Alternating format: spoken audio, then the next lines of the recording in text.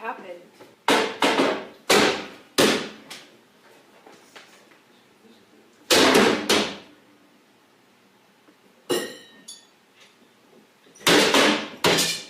No, that's the thing. You want to see crazy? I'll give you some. That's crazy. Oh, you're crazy. Oh, you're crazy. Have you drunk this whole thing this morning? Oh, you got this going. You got this going? I just started it. Oh, really? Yes. Really? 그는 볼레키즈라는 록밴드의 멤버였습니다.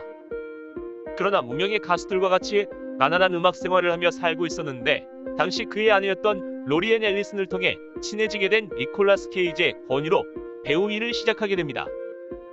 처음에는 그저 집세를 내기 위한 임시방편으로만 배우의 일을 시작했다고 합니다. 1984년 나이트메어 앨런과의 악몽에서 풋풋한 고등학생 역으로 데뷔한 이래 그는 1986년 올리버 스톤 감독의 플래툰에서 베트남어 통역병으로 연기하는 등 그다지 눈에 띄지 않았는데요. 그러다가 1990년 전 세계가 주목할 인생 작품을 만나게 됩니다. 바로 팀 버튼 감독의 가위손인데요. 그는 파격적으로 주연을 꿰차며 음울함과 동시에 따뜻한 마음을 가진 가위손을 연기하여 세간의 주목을 받습니다. 그 후 팀 버튼 감독의 페르소나가 되어 에드우드, 찰리와 초콜릿 공장, 슬리피 할로우, 스위니 포드, 어느 잔혹한 이발사 이야기, 이상한 나라의 앨리스, 다크 섀도우, 유령 신부 등등 수많은 작품을 함께 찍었으며 팀 버튼 감독과 개인적으로도 굉장히 친하다고 합니다. 초기엔 가위손 이미지가 너무 강해서 마음고생이 심했다고 합니다.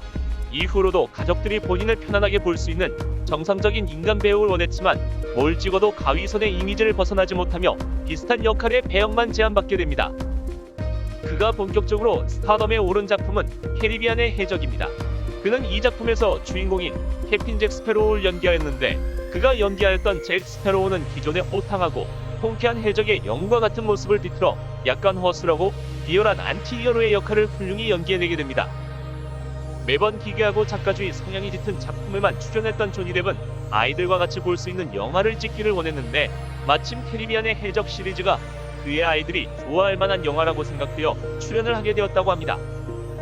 그의 연애사는 상당히 굴곡이 많은데 그는 20살이라는 이른 나이에 메이크업 아티스트인 로리앤 앨리슨과 결혼했지만 2년 만에 이혼하고 배우 셰릴린 펜, 위노나 라이더, 모델인 케이트 모스 외 많은 여성들과 구제를 거쳐오다가 배우이자 모델로 활동하고 있는 바네사 파라디와의 사실혼 관계로 딸 릴리 로즈 뎁과 아들 잭이 태어납니다. 1998년부터 2012년까지 14년간 사실혼 관계를 유지하다가 2012년에 결국 둘은 결별하게 됩니다. 그리고 조니 뎁을 매우 고통받게 할 그녀를 만나게 됩니다. 바로 현재 DC 유니버스의 영화 아쿠아맨에서 메라 역으로 활약 중인 여배우 앰버 허드입니다. 앰버 허드와 조니 뎁의 나이 차이는 23살 차이가 나는데요. 2011년의 영화 럼 다이어리에 같이 출연하기도 했던 둘은 2013년 초에 교제를 시작합니다. 그리고 2015년에 결혼을 하게 되지만 그 둘의 결혼 생활은 오래가지 못합니다. 결혼한 지 2년도 채우지 못하고 둘은 이혼 소송을 하게 되는데요. 그런데 여기서 문제는 앰버 허드가 조니 뎁에게 폭행을 당했다고 주장한 것입니다. 조니 뎁이 마약과 술에 빠져서 자신을 폭행했다며 말이죠. 조니 뎁은 그 사실을 부인했고 그 소식을 들은 조니 뎁의 지인들은 그가 그럴 사람이 아니라고 주장합니다. 심지어 전처라고 할 수 있는 바네사 파라디를 포함해서 말이죠.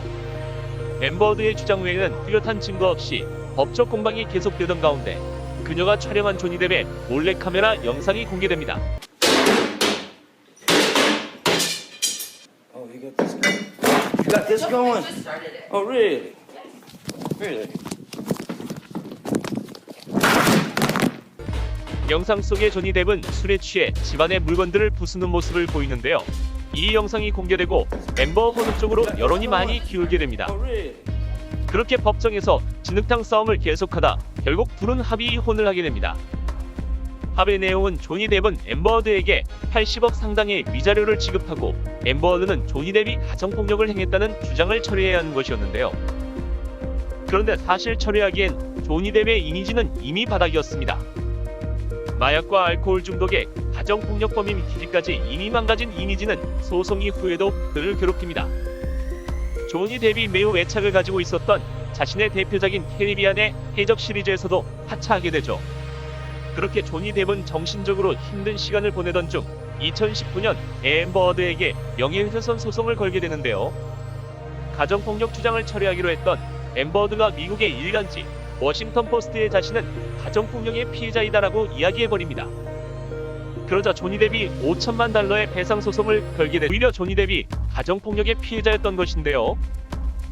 이전에 조니 뎁이 주장했던 사실들, 앰버 허드가 자신과 다투고 침대에 똥을 싸놓고 도망갔다는 이야기와 그녀가 과거에 자신에게 보드카병을 던져 손가락 끝이 잘렸다는 이야기 등이 신빙성을 얻게 되죠. 설상가상으로 자동차 기업 테슬라의 CEO인 일론 머스크와 앰버 허드가 조니 뎁과의 결혼한 달 뒤부터 불륜을 저지른 것이 밝혀집니다. 거기에 조니 뎁의 전 매니저가 앰버 허드에게 위증을 협박받았다고 폭로했습니다. 그리고 앰버 허드가 폭행 증거로 내세운 얼굴의 멍이 분장이라는 이야기도 나옵니다.